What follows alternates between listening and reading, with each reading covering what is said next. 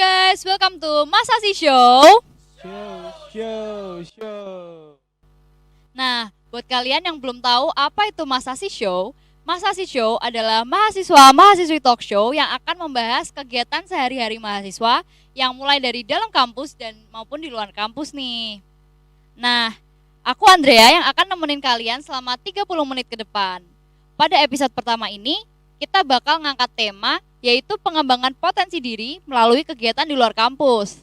Kali ini kita akan ditemenin narasumber yang sangat menarik nih, yaitu dari Sinang Kabupaten Kendal 2021. Yuk, langsung aja kita lihat videonya. Check it out. Juara Harapan 3, Sinok dan Sinang Duta Wisata Kabupaten Kendal 2021.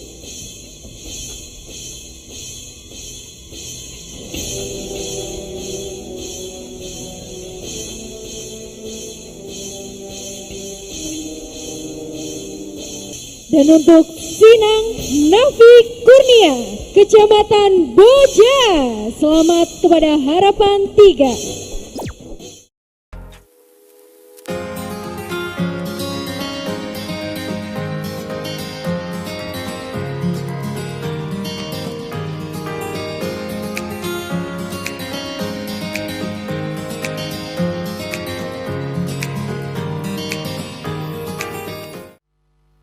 Nah, itu sedikit cuplikan dari narasumber kita nih. Daripada penasaran, yuk kita langsung kenalan aja sama Nafi Kurnia Haryadi. Selamat malam Mas Nafi. Selamat malam Mbak Andrea. Apa kabar nih? Sehat kan? Alhamdulillah sehat. Alhamdulillah. Aku mau nanya nih sama Mas Nafi, akhir-akhir ini tuh kesibukannya apa aja sih? Kalau akhir-akhir ini sih kesibukanku ikut ini menjabat sebagai duta wisata atau mungkin kalau di Kendal namanya Sinok Sinang. Lalu juga masih kuliah kebetulan semester 5 dan juga ikut beberapa organisasi di perkuliahan. Mas Nafi kan tadi bilangnya ikut Sinok Sinang ya Kabupaten Kendal. Bisa dijelasin nggak sih Sinok Sinang tuh apa? Kalau untuk Sinok Sinang sendiri itu, Sinok Sinang ini salah satu ikon di bidang kepariwisataan khususnya di Kabupaten Kendal, yang mana di sini kita memiliki tugas yaitu untuk mempromosikan atau gampangannya sekarang kalau bahasa anak sekarang itu membranding pariwisata Kendal supaya pariwisata Kendal ini bisa lebih maju dari sebelum-sebelumnya seperti itu. Nah, berarti ini Mas Nafi kayak membranding tempat wisata di Kendal ya? Benar sekali. Nah, kalau boleh tahu Sinok Sinang ini tuh bentuknya kayak apa sih? Maksudnya kayak organisasi atau kayak gimana? Sebenarnya hampir mirip dengan organisasi, cuman di sini ya gambarnya kita tuh lebih ke apa ya, seperti tugas-tugas protokoler lah. Kalau tugasnya tuh ya kurang lebih ya kayak gitu, seperti organisasi yang mana kita memiliki tujuan dengan mempromosikan pariwisata yang ada di Kabupaten Kendal. Kalau Mas Nafi sendiri posisinya di Sinok Sinang Kendal 2021 ini apa ya? Kalau aku sendiri, alhamdulillah tahun ini mendapatkan juara Harapan 3 kemarin. Lalu juga di organisasinya sendiri aku sebagai staf Kominfo. Kalau di Kominfo sendiri itu tugasnya ngapain aja sih? Apa kayak di organisasi gitu? Sama aja atau kayak gimana? Ya hampir mirip sih sebenarnya antara Sinok Sinang, organisasi Sinok Sinang dengan organisasi yang ada di kampus. Kominfo sendiri kan biasanya kan buat konten-konten gitu ya. Ya sama seperti Sinok Sinang ini, di Kominfo sendiri kita dituntut untuk mengonten yang mana konten ini berisi soal edukasi atau hal-hal yang berkaitan soal pariwisata. Berarti kayak bikin video-video gitu ya Mas Nafi ya? Ya benar banget, video promosi terutama. Kalau ada Sinal Mbak. Iya, nggak usah dikat. Kalau Sinok Sinang sendiri nih, Mas Nafi tuh bisa dapat info tentang Sinok Sinang ini tuh dari mana sih? Ini agak unik ya. Aku tahu Sinok Sinang ini 2 tahun lalu ya, 2019 tepatnya, waktu awal kuliah. Yang mana teman sekosku, teman sekamarku itu dia ikut Sinok Sinang gitu kan. Tahun itu dia ikut Sinok Sinang. Nah, aku tuh ya tahu sedikit-sedikit lah. Waktu itu aku juga ikut nonton dan aku waktu itu masih bingung. Sinok Sinang ini apa sih sebenarnya? Maksudnya kok ya gampangannya kalau sebagai orang awam melihat tuh kayak orang public speaking, orang ngomong di depan mempromosikan wisata atau Gampangannya mungkin orang tahu jauhnya kayak fashion show lah. Dulu tuh aku nganggapnya oh Sinok-Sinang ini kayak fashion show, ternyata tahu aku dulu seperti itu. Terus aku ikut ke salah satu event Sinok-Sinang tuh namanya Mas Mbak Jateng. Di sana aku juga melihat kok hampir mirip gitu, cuman di sini tingkatannya lebih luas gitu kan. Aku masih belum tahu tuh apa Sinok-Sinang sebenarnya. Lah, waktu tahun 2021 kemarin, tahun ini aku diajak nih sama temanku buat join, dikirim pamflet kan. Ayo join Sinok-Sinang. Aku apa sih join kok? Maksudnya aku juga nggak ada ketertarikan di dunia kayak gitu kan. Itu kan lebih ke kayak dunia pageant, dunia model. Nah, aku kan sebenarnya nggak ada passion ya. Terus juga yaudah kasihan sama temen kan. Ya udah akhirnya aku ikut coba daftar.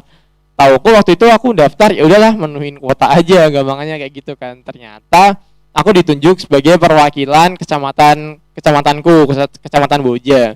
Dan ternyata juga pasanganku tuh juga nggak jauh dari rumah, cuma di depan rumah doang, dan itu bikin aku semangat gitu kan, kayak wah ya udahlah pasanganku deket, terus juga udah kenal, jadi komunikasinya gampang gitu kan. Ya udah coba aja. Terus juga waktu itu udah pernah dari organisasi, kebetulan ya udahlah nggak apa-apa buat ngisi waktu senggang. Akhirnya aku memutuskan buat join ke Sinok-Sinang ini. Nah, setelah tertarik untuk ikut ajang Sinok-Sinang ini, tuh prosesnya yang dilalui itu apa aja sih? Itu tuh banyak banget gitu ya kayaknya. Ya lumayan sih ya. Kalau dari awal nih ya, aku ceritain dari awal ya.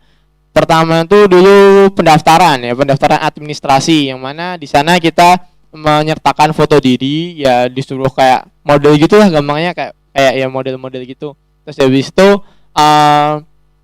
ada audisi pertama tuh audisi buat ini apa ya namanya, cek kesehatan ya Pak. Cek kesehatan tuh kayak tinggi badan, yang mana kalau Sinok-Sinang ini sendiri tuh tinggi badan buat cowok minimal 170, buat cewek 160. Nah di sana ada cek administrasi dulu, habis itu ada final audisi. Itu setelah 1 bulan administrasi, karena waktu itu ada PPKM jadi diundur. Final audisi ini seperti tes public speaking, kita dikasih suatu tema, terus habis itu kita harus menjawab secara spontan, atau kita harus orasi lah gampangannya secara spontan gitu kan. Nah di situ mulai kelihatan nih mana yang public speakingnya bagus, mana yang pengetahuan soal pariwisatanya bagus, mana yang benar-benar niat ikut tuh benar-benar kelihatan banget. Terus habis itu ada tes tertulisnya tuh soal pariwisata, dan itu juga nggak cuma bahasa Indonesia, ada bahasa Jawa juga, ada bahasa Inggris juga. Nah dari ini aku cerita semuanya nggak apa ya? Cerita soal alurnya secara detail nggak apa-apa? Oh iya nggak apa-apa Mas Nafi. Oke, tadi kan final audisi ya. Final audisi kan tadi tes itu. Dari final audisi itu dulu waktu aku final audisi aku ingat ada 56 peserta. Dari 56 peserta 60 peserta itu dipilih 30 peserta terbaik atau 15 pasang. 15 pasang di final audisi buat lolos ke tahap selanjutnya. Nah, tahap selanjutnya tuh ada karantina. Lalu habis karantina ini langsung ada grand final seperti itu. Nah, tadi kan disebutin sama Mas Nafi ada proses karantina nih. Nah, proses karantina itu tuh apa aja sih yang dilakuin? Untuk proses karantina itu lumayan hektik ya. Jadi karantina itu seperti apa ya? Kita dikasih pembelajaran di sana ya. Ini aku cerita aja ya. Sebelum karantina tuh kita udah dikasih penugasan. Kita disuruh membuat sebuah paper, terus habis itu sebuah kayak kita presentasi soal kepariwisataan. Habis itu kita ada photoshoot juga. Lalu juga ada pembekalan sebelum karantina ya, pra-karantina, pembekalan soal public speaking, soal pengetahuan pariwisata yang ada di Kendal, lalu juga dan lain-lain gitulah, pokoknya bener-bener yang soal duta gitulah. Terus habis itu karantina 3 hari di sana dengan prokes yang ketat banget. 3 hari di sana, di hari pertama tuh kita dikasih materi soal how to be duta wisata gitu. Jadi gimana sih caranya kita sebagai duta wisata yang baik dan benar gitu kan. Karena nggak sembarangan gitu, jadi duta wisata tuh bener-bener harus yang apa ya? Ya gampangnya sekarang nih pakai selempang tuh nggak boleh sembarangan. Kalau orang udah pakai selempang, apalagi selempang duta wisata Sinok-Sinang tuh benar-benar harus menjaga sikap, harus menjaga kata-kata gitu. Tapi kalau udah ya sesuai orang masing-masing lah. Cuma kalau kita dalam tugas tuh benar-benar harus yang apa ya gampangnya berwibawa gitu kan. Itu waktu hari pertama dikasih pembekalan itu. Terus juga ada table manner, bagaimana kita cara makan yang baik. Terus cara makan kalau misal kita bertemu dengan pejabat atau cara makan kita kalau dengan teman-teman itu berbeda banget. Di sana diajarin table manner yang baik seperti apa. Lalu habis itu ada diajarin catwalk. Jadi catwalk itu juga sebenarnya penting banget buat duta wisata karena duta wisata tuh harus benar-benar menjaga sikap. Itu nggak cuma dari perkataan tapi juga dari sikap kita di depan umum seperti apa. Jadi kita harus bisa mendominasi lah gampangnya seperti itu. Terus di hari kedua tuh ada tes minat bakat di sana. Tes minat bakat sendiri ini sesuai dengan bakat masing-masing ya dan juga dinilai.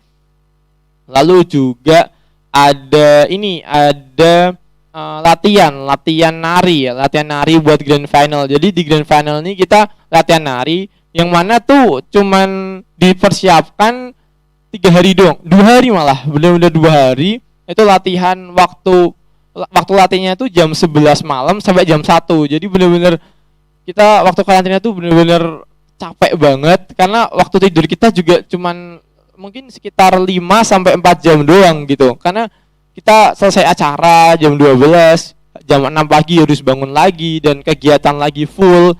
Itu tuh benar-benar capek banget. Terus juga di hari kedua kita diajarin gimana cara berbusana adat Jawa khususnya tradisional. Jadi traditional wear lah namanya. Itu yang baik seperti apa, kainnya tuh harus seperti apa. Kalau itu kan ada apa namanya? Ada patokannya masing-masing gitu. Kalau di Kendal tuh ada ciri khasnya kain seperti apa, terus ada gambarnya, gambar wiru tuh harus di mana gitu tuh diajarin di sana. Terus habis itu bagaimana berpakaian, yang atas gimana, yang cowok gimana, yang cewek gimana. Terus habis itu ada pembelajaran make up. Make up cowok tuh gimana, nggak tebal-tebal banget. Kalau make up cewek tuh gimana, harus pakai alis, harus pakai harus pakai bulu mata. Itu tuh standar duta wisata itu seperti itu. Terus habis itu hari ketiga kita mempersiapkan buat grand final. Yang mana grand final ini tuh di sana udah dipersiapin bahwa bakal ada pertanyaan-pertanyaan yang dijawab secara spontan di sana dan materinya tuh udah dikasih sebelum hari H gitu. Jadi benar-benar dipersiapkan di hari terakhir itu. Lalu habis itu kita grand final. Lalu juga ada unjuk bakat dari para finalis dengan nari yang dipersiapkan 3 hari sebelumnya itu.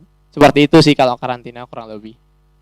Wah, padat sekali ya Mas Nafi ya. Berarti dapat ilmunya tuh juga banyak banget ya. Ya sangat banyak sih dan juga kenangannya tuh bener-bener teringat banget sampai sekarang gitu waktu karantina. Menurut kamu tuh apa sih hal yang paling berkesan selama karantina?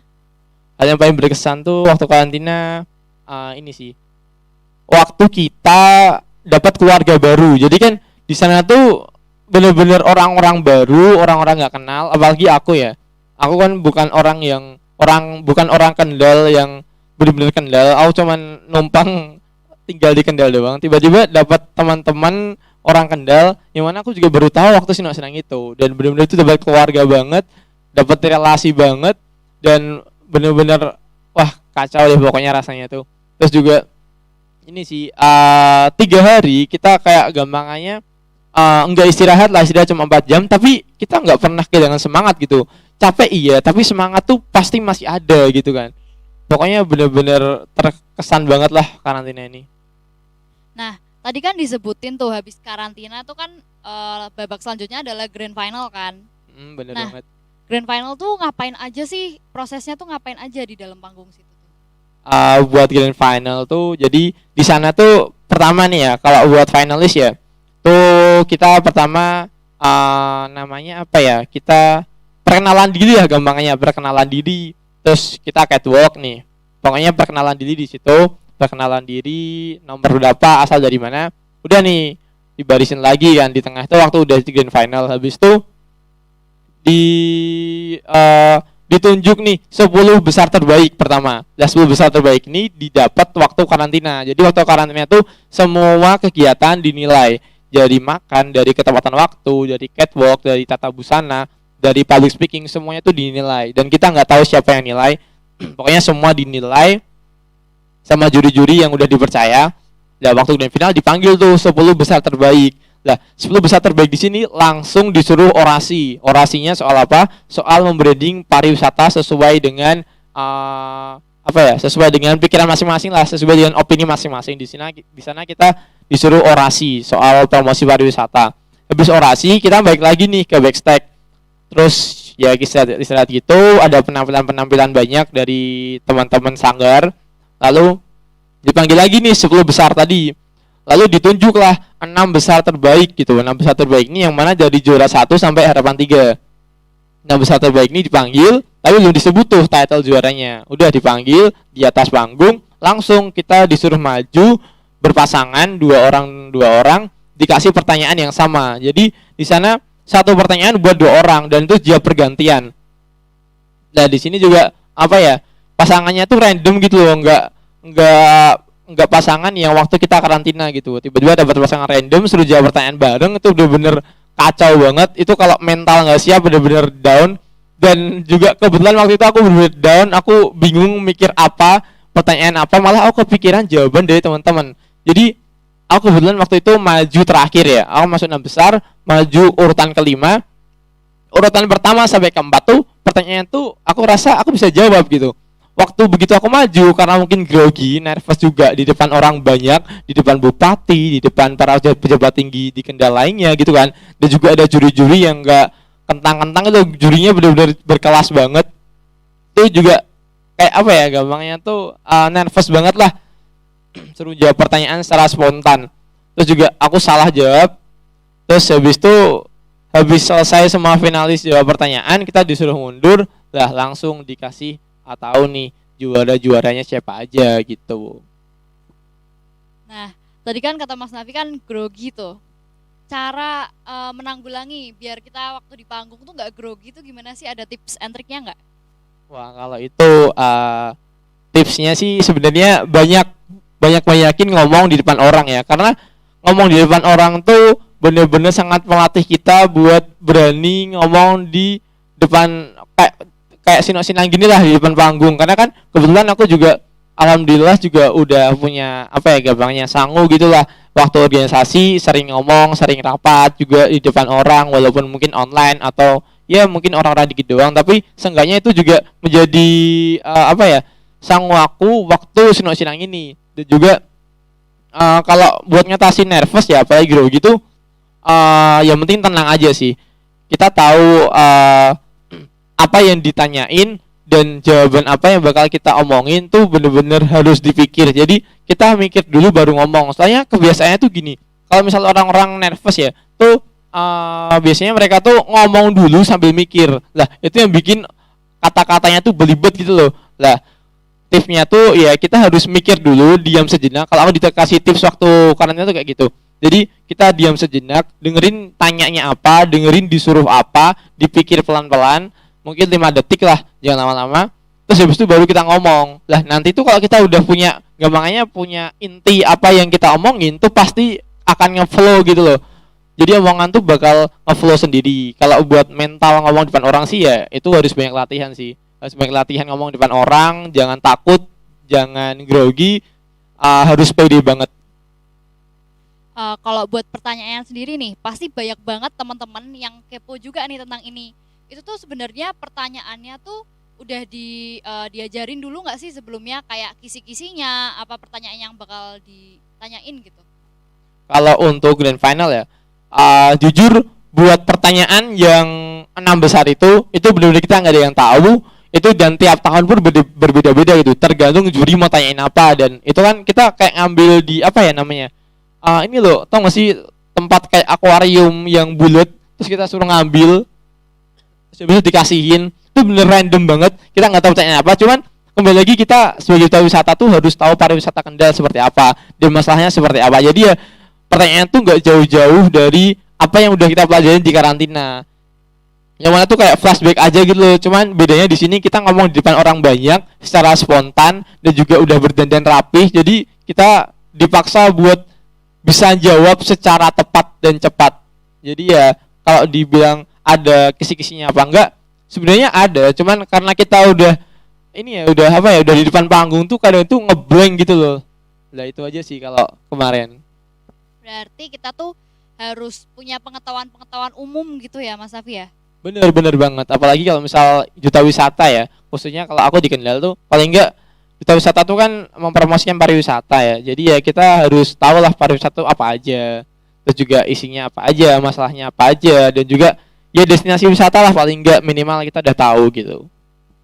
Menurut Mas Nafi nih, setelah menjadi duta pariwisata Kabupaten Kendal, perubahan yang paling kamu rasain tuh apa sih? Kalau buat perubahan sih ya, pertama nih, aku jadi tahu destinasi wisata tuh apa aja. Aku tuh dulu bener-bener buta banget soal wisata yang ada di Kendal, kecuali di daerahku sendiri ya. Nah sekarang waktu udah join ke duta wisata ini atau Sinok-Sinang ini, aku jadi tahu duta wisata tuh isinya apa aja gitu kan. Terus habis itu ini sih lebih ke fashion ya, karena di sana kita dituntut untuk rambut rapi, sedangkan aku tuh sebelumnya tuh nggak pernah rambut sisiran, nggak pernah rambut rapi, paling yaudah kasih helm, nanti cepat helm udah rapi gitu kan. Nah sekarang tuh karena udah join duta wisata, yang mana ya kalau mereka bilang teman-teman mereka bilang tuh kita menjadi gampangnya dilihat lah, apalagi di Kendal gitu kan.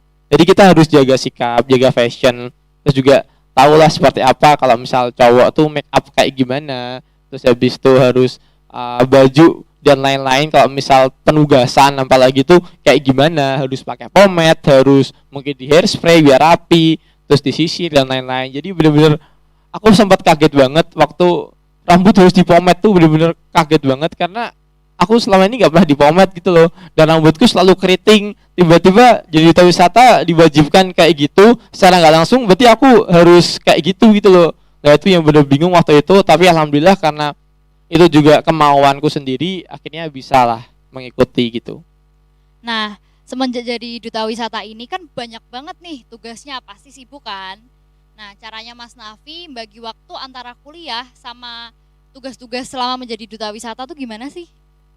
Untuk pembagian waktu sendiri ya, aku di sini manajemen waktuku sendiri karena alhamdulillah juga aku nggak ikut organisasi sebanyak tahun kemarin ya, cuman satu organisasi doang, dan juga nggak sibuk-sibuk banget, jadi lebih gampang mengelola waktunya.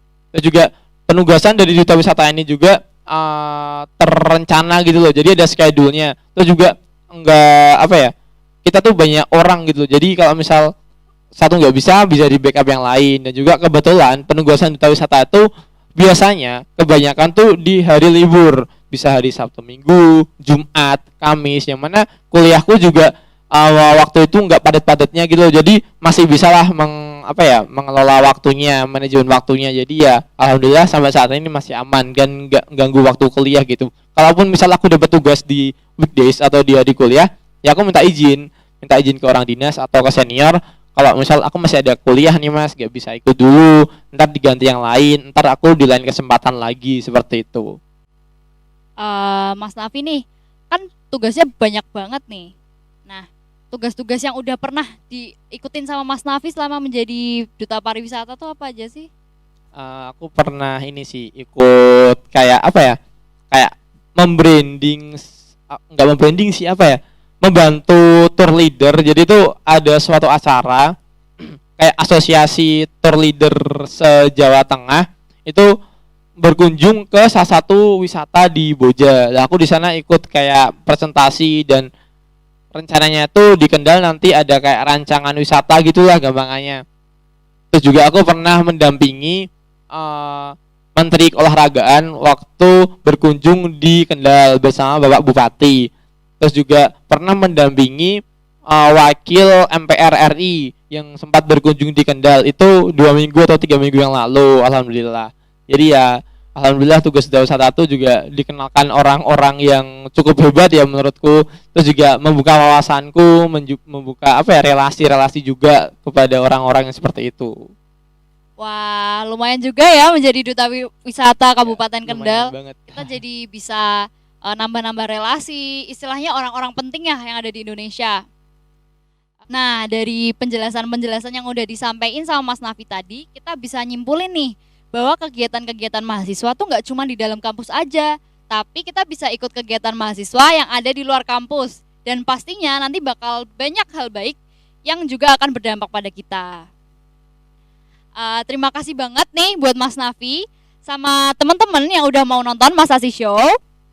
Jangan lupa tonton terus YouTube kita Mas Asi Show, and see you on the next episode Mas Asi Show.